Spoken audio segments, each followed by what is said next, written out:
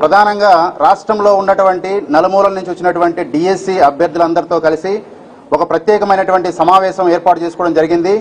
ఈ సమావేశం యొక్క ముఖ్య ఉద్దేశం ఏంటంటే రాష్ట్రంలో అనేక మంది నిరుద్యోగులు పడుతున్నటువంటి తీవ్రమైన ఆవేదన ప్రభుత్వం చేస్తున్నటువంటి నిర్లక్ష్య ధోరణికి వైఖరికి వ్యతిరేకంగా ఈరోజు ఒక జేఏసీ ఏర్పాటు చేయడం జరిగింది. అంటే జాయింట్ కమిటీ యాక్షన్.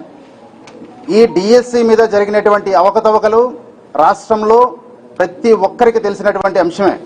ఈ అంశం మీద వాళ్ళు చేస్తున్నటువంటి తీరు ఏదైతే ఉందో, ప్రభుత్వం చేస్తున్నటువంటి తీరు ఇది తీవ్రమైన ఆవేదనకు గురి చేస్తా ఉందని తెలియజేస్తా ఉన్నాం.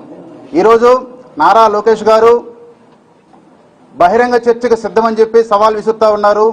ఈ రోజు నిరుద్యోగులుగా అదే సవాల్ మేము విసురుతా ఉన్నాం. నారా లోకేష్ గారు, మీరు విసిరినటువంటి సవాల్కి మేము ఎక్కడికైనా సిద్ధమే. మీరు సిద్ధమా? నిరుద్యోగులంతా ఉన్నాం ఇక్కడే. జేఏసీగా ఒక కమిటీగా ఉన్నాం. రాష్ట్ర వ్యాప్తంగా ఉద్యమానికి శ్రీకారం చుడతా ఉన్నాం. స్థలం, ప్లేస్ మీరు చెప్పినా సరే, మమ్మల్ని చెప్పమన్నా సరే, నిరుద్యోగులు ఎవరైతే బాధితులు ఉన్నామో, ఎవరైతే మీ చర్యల వల్ల, మీరు చేసినటువంటి తప్పుల వల్ల, మీరు ఇచ్చినటువంటి తప్పుడు తడకల జీవో వల్ల మేము ఏ విధంగా అయితే నష్టపోయారో ఆ నష్టాన్నంతా మీకు ప్రత్యక్షంగా ఎవరైతే బాధితులు ఉన్నారో అందరి తరపున మీకు వినిపిస్తాం. మీరు చర్చకి సిద్ధమా అని మేము సవాల్ విసురుతా ఉన్నాం. ఈరోజు ఎవరో కాదు, మీరందరూ చర్చకి సిద్ధమా? మేము ఈ సందర్భంగా ప్రభుత్వానికి ఒక సూచన చేయదలుచుకున్నాం.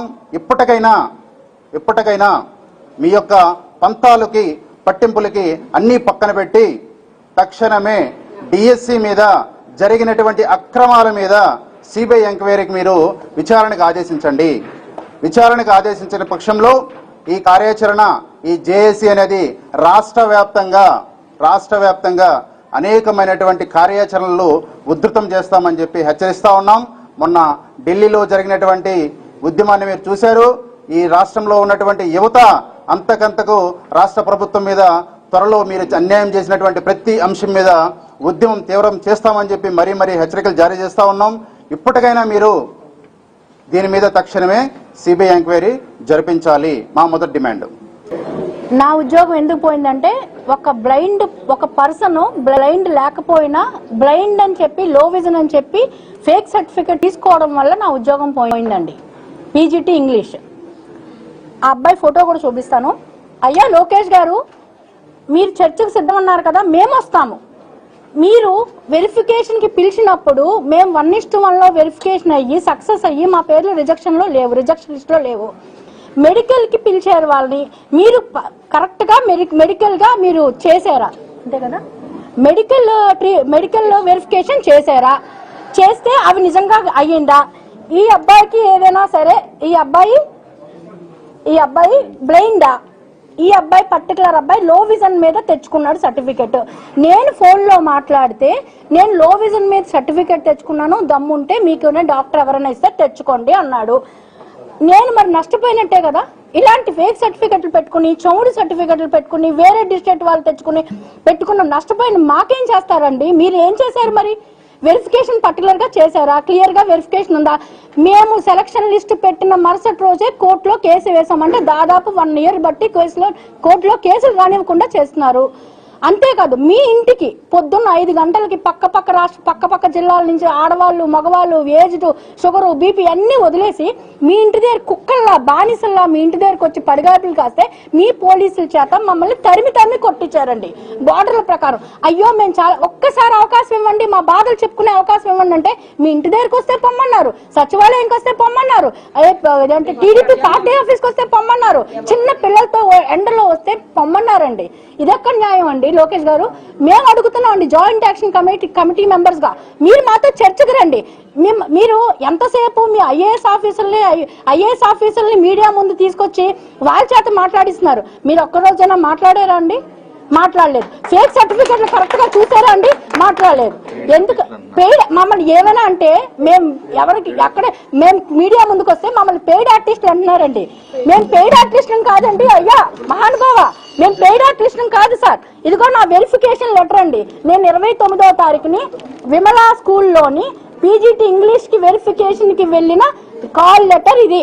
ఏమైనా అంటే ఎవరు మన ఐఏఎస్ ఆఫీసర్లు 1:1 వస్తే మీకు ఉద్యోగం ఇచ్చినట్టేనా అని అంటున్నారండి. 1:1 వస్తే ఉద్యోగం వచ్చినట్టేనండి. ఇంతకు ముందు డిఎస్సీలు చూడండి, లేదంటే పోలీస్ కానిస్టేబుల్ చూడండి, లేకపోతే వేరే గవర్నమెంట్ జాబ్స్ చూడండి, అన్ని మాలాగే వాళ్ళు 1:1 వచ్చిన వాళ్ళే కదండి మా ప్లేస్ సెలెక్ట్ అయిన వాళ్ళు. అలాగే మేము కూడా వచ్చాం కదండి. ఏంటండి 1:1? మీకు జియో నంబర్ 77 కరెక్ట్ గా తెలియదండి. వెట్టికల్ని హార్జెంటల్ని కలిపేస్తారండి. చోటు వాళ్ళకి, మూగ వాళ్ళకి, గుడ్డి వాళ్ళకి, స్పోర్ట్స్ పర్సన్ కి పర్టికులర్ రిజర్వేషన్స్ ఉంటాయి. హారిజాంటల్ వాళ్ళకి వేరేగా రిజర్వేషన్లు ఉంటాయి. వెర్టికల్ వాళ్ళకి క్యాస్టల్ ప్రకారం రిజర్వేషన్ ఉంటాయి. ఈడబ్ల్యూఎస్ అని, ఎస్సీ ఎస్టీ బీసీ బీసీడీ అని వాటిలో రిజర్వేషన్. ఈ 2 రిజర్వేషన్లు కలిపి ఎలా ఇచ్చేస్తారండి అంటే ఏమేనంటే మీకు జియో నంబర్ 77 తెలియదు. సింపుల్ గా మేము ఎడ్యుకేటెడ్ కాదా అండి? 4 పేజీలు 5 పీజీలు చదువుకున్న వాళ్ళం అండి మేము కూడా. మీకు నిజంగా మీరు చంద్రబాబు నాయుడు గారు మీకు ఒక నమస్కారం పెట్టాడుతున్నాను. మీ అబ్బాయి విద్యాశాఖ మంత్రిగా ఉన్నారు. మిమ్మల్ని దూషించట్లేదు. మేము పెయిడ్ ఆర్టిస్ట్ కాదు, మిమ్మల్ని దూషించట్లేదు. మీరు మాతో మీటింగ్ రండి, మాతో చర్చకి రండి. మేము అడిగిన ప్రశ్నలు మీరు సమాధానం చెప్పండి. ఇదే మీ అందరికీ కోరుకుంటున్నాను, మీ ఇద్దరికి కూడా ఇందులో భాగం ఏంటంటే మొదటగా ఫస్ట్ ఆఫ్ ఆల్ ఏంటంటే హైలీ ఫోకస్డ్ 2 ఇష్యూస్ మీద ఈ రోజు మాట్లాడుతున్నాం. ఒకటి డిఎస్సి, 2 కానిస్టేబుల్. డిఎస్సిలో అనేక రకాలైన అక్రమాలు జరిగాయి. Number of issues, notification issue చేయడం దగ్గర నుంచి పోస్ట్ ఫిల్ చేయడం వరకు అన్ని ఆస్పెక్ట్స్ లో కూడా ప్రాబ్లమ్స్ ఏదంటే ఫాల్ట్స్ జరిగాయి. నోటిఫికేషన్ ఇష్యూ చేయకముందు గవర్నమెంట్ ఒక జీవో నెంబర్ 4 అని ఇష్యూ చేసింది. గవర్నమెంట్ జీవో నెంబర్ 4 లో ఏం చెప్పిందంటే జీవో నెంబర్ 4 ఇష్యూ చేసి స్పోర్ట్స్ కోటా అని ఒక తీసుకొచ్చింది ఒక మాటని. స్పోర్ట్స్ కోటా అనేది ప్రత్యేకంగా గవర్నమెంట్ ఉద్ధరించాల్సిన పనేట్లేదు. ఎందుకంటే ఇఫ్ యూ పార్టిసిపేట్, మనం చూస్తే ప్రతి నోటిఫికేషన్ లో కూడా స్పోర్ట్స్ కోటా ఉంటుంది. బిఎస్ఆర్బి ఎగ్జామ్ లో స్పోర్ట్స్ కోటా ఉంటుంది, ఆర్ఆర్బిలో స్పోర్ట్స్ కోటా ఉంటుంది, ఏ ఎగ్జామ్ లోనైనా sports quota, ex servicemen, అలాగే ఉమెన్ కోటా ఇవన్నీ ఉంటది. కానీ ఏంటంటే క్వాలిఫికేషన్ లేని వారికి నచ్చిన వాళ్ళకి ఉద్యోగం ఇవ్వడం కోసం జీవో నెంబర్ 4 and 47 ఇష్యూ చేసింది government. GO number 4 and 47 issue చేసి ఏం చేసిందంటే స్పోర్ట్స్ కోటా ద్వారా వాళ్ళందరికీ ఉద్యోగాలు ఇచ్చింది. ఉద్యోగాలు ఇచ్చిన తర్వాత ఈ ఉద్యోగాలు ఇచ్చింది వీళ్ళకి అందరికి ఎలిజిబిలిటీ లేదు అని తెలియగానే వెంటనే ఏం చేసింది అంటే ఇది ఇష్యూ అవుతుందని చెప్పి వెంటనే ఇంకొక జీవో ఇష్యూ చేసి ఏమన్నదని అంటే ఈ సంవత్సరం డిఎస్సి రాసిన వాళ్ళకి మాత్రమే స్పోర్ట్స్ కోటా వాళ్ళకి ఈ టెట్ డిఎస్సి ఎలిజిబిలిటీ లేకపోయినా పర్వాలేదు, నెక్స్ట్ టైం నుంచి రాసే వాళ్ళు మాత్రం ఎట్టి పరిస్థితుల్లో క్వాలిఫై కావాలని చెప్పి ఈ 2 జీవోల్ని మూసేసింది. సో ఇలాగా చేసింది. ఇంకొకటి ఏంటంటే 1:1 ఇష్యూ చేసింది. 1:1 అంటే ఏంటండి? ఒక పోస్ట్ కి ఒక ఉద్యోగం. ఒక పోస్ట్ కి ఒక ఉద్యోగం అంటే కాల్ లెటర్ ఇష్యూ చేసినప్పుడు కూడా చెప్పారు చాలా క్లియర్ గా 1:1 లో మీకు అందరికి కాల్ లెటర్స్ ఇష్యూ చేస్తాము, మీరు వెరిఫికేషన్ కి వస్తారు అని. అంటే 1:1 అంటే కాల్ లెటర్ నాకు వచ్చింది, సర్టిఫికేట్ వెరిఫికేషన్ నాకు వచ్చింది అంటే దాని అర్థం ఏంటి? నాకు ఉద్యోగం వచ్చినట్టే. వేరాస్ నేను డిస్క్వాలిఫై ఎప్పుడవుతానంటే what are the information that has been furnished by me, అంటే నేనే ఏదైతే ఇన్ఫర్మేషన్ నేను నా వెబ్సైట్ లో పెట్టున్నానో, నా సర్టిఫికెట్స్ ఏవైతే నేను పెట్టున్నానో అవి నేను పర్ఫెక్ట్ గా ఫర్నిష్ చెయ్యకపోతే అప్పుడు నన్ను డిస్క్వాలిఫై చేయాలి. కానీ మా సోదరులు సోదరిమణులు ఎంతో మంది అందరూ ఉన్నారు ఇక్కడ. ఏంటంటే 1:1 లో వాళ్ళందరినీ పిలిచారు, కానీ ఏంటంటే సర్టిఫికెట్ వెరిఫికేషన్ చేశారు, సక్సెస్ఫుల్ గా వెరిఫై అయిందన్నారు, క్వాలిఫై చేశారు, రిజెక్షన్ లిస్ట్ లో పేర్లు పెట్టలేదు. మేమందరం సంబరాలు చేసుకున్నాం ఏమని, ఉద్యోగం వచ్చేసిందని. తీరా మోసి ఏం జరిగింది? రిజెక్షన్ లిస్ట్ లో పేరు లేకుండా సెలక్షన్ లిస్ట్ లో పేర్లు తీసేసి తెలుగుగా ఏం చేశారంటే వేరే వాళ్ళకి పోస్టులు ఇచ్చి రిక్రూట్మెంట్ ఫినిష్ చేశారు. అట్లా ఫినిష్ చేశారని చెప్పి విద్యా కమిషన్ డిఈఓ దగ్గరికి వెళ్తే డిఈఓ మాకు తెలియదు అంటున్నారు, విద్యా కమిషనర్ దగ్గరికి వెళ్తే మాకు సంబంధం లేదంటున్నారు, లోకేష్ గారి దగ్గరికి వెళ్తే ఆ చుట్టుపక్కలకే రానివ్వలేదు. ఇలా జరిగింది. ఎందుకంటే మేము వేరియస్ డిస్ట్రిక్ట్ నుంచి వేరియస్ పీపుల్ ఉంటాము, మేమందరం ఒక చోట లేము, మేమందరం కలుసుకోవడానికి అవకాశం లేదు. త్వరగా వాటన్నింటిని సాల్వ్ చేసి మీరు అంటున్నారు ఏంటంటే చర్చకి రమ్మని, జగన్మోహన్ రెడ్డి గారిని ఎవరైనా చర్చకి రమ్మని లోకేష్ గారు చెప్తున్నారు. లోకేష్ గారు నేను ఒక మాట అడుగుతున్నాను, ఇది జగన్మోహన్ రెడ్డి గారికి మీకు మధ్య జరుగుతున్న డిఎస్సి కాదు, ఆయన చర్చకి పిలవడానికి.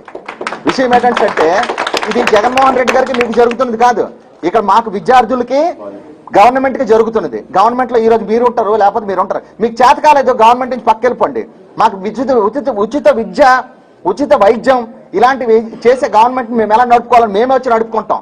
ఎడ్యుకేటెడ్ పీపుల్ చాలా మంది ఉన్నారు, they will come in to the politics and they will organise the administration. అదేం పెద్ద ప్రాబ్లం కాదు. విషయం ఏంటంటే మీరు జగన్మోహన్ రెడ్డి గారిని ఎవరైనా పిలుస్తున్నారు చర్చకి రండి అని, ఎందుకంటే వస్తారు?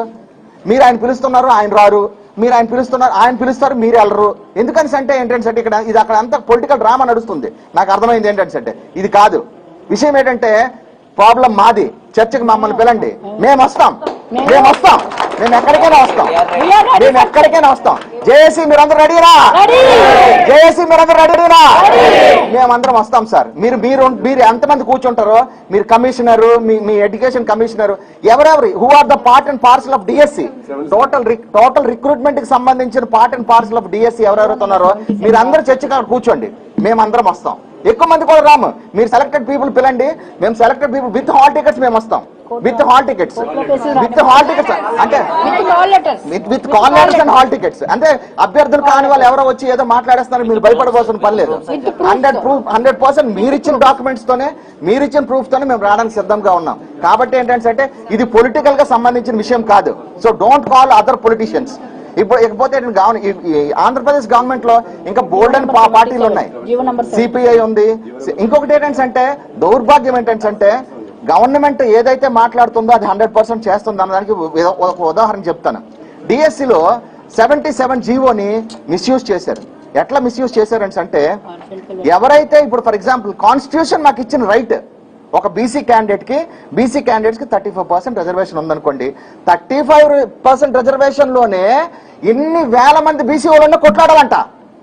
ఎక్కడ సార్ అలాగా? బీసీ వాడికి మెరిట్ లిస్ట్ వస్తే, ఎస్సీ వాడికి మెరిట్ మార్క్స్ వస్తే వాడిని ఓపెన్ క్యారెక్టర్ ఫిల్ చేయరా? రిజర్వేషన్ అని ఫిల్ చేస్తారా?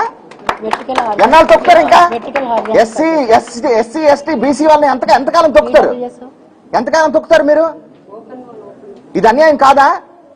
జడ్జెస్ దగ్గరికి కోర్టులో కేసు ఉన్నా కూడా ఈవెన్ కేసులు బెంచ్ మీదకి రానివ్వకుండా మ్యానిపులేట్ చేస్తున్నారు, దాన్ని పోస్ట్ పోన్ చేస్తున్నారు, బెంచ్ హియరింగ్ రావట్లేదు. కానీ ఇంకా మేము జేఏసీ తరపున తెలియజేస్తున్నాం ఏంటంటే వీ 100% బిలీవ్ ఇన్ ఏంటంటారు constitution as well as judicial system మీద న్యాయవాద